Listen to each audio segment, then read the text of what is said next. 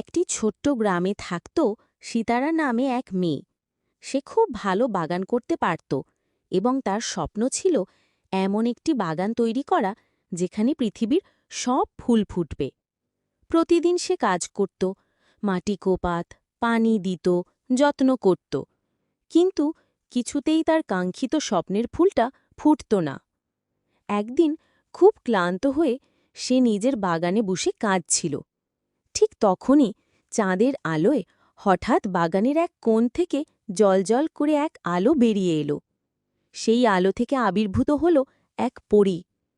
সীতারা ভয়ে চমকে উঠল, কিন্তু পরীটা হেসে বলল, ভয় পেও না, আমি এসেছি তোমার স্বপ্ন পূরণে সাহায্য করতে। সীতারা জিজ্ঞেস করল, আমি অনেক চেষ্টা করছি, কিন্তু স্বপ্নের ফুল ফুটছে না, কেন? পরী বলল, স্বপ্নের ফুল কেবল তখনই ফোটে যখন তুমি মন দিয়ে ভালোবাসা দিয়ে তাকে বড় করো। শুধু পানি দিলেই হয় না, প্রতিটি গাছকে কথা বলে, গান শুনিয়ে, মমতা দিয়ে বড় করতে হয়।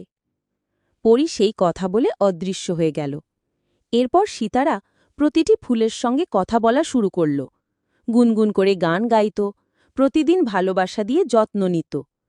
কিছুদিন পর এক সকালে সে দেখতে পেল তার স্বপ্নের ফুলটি ফুটে উঠেছে। সেই দিন আকাশে রংধনুর মাঝে পরী আবার দেখা দিল, হেসে বলল, তুমি পেরেছ সীতারা, মনে রেখো, ভালোবাসাই সব জাদুর চাবিকাঠি। সীতারা হাসল আর জানল তার বাগান শুধু একটা বাগান নয়, এক জাদুময় পৃথিবী।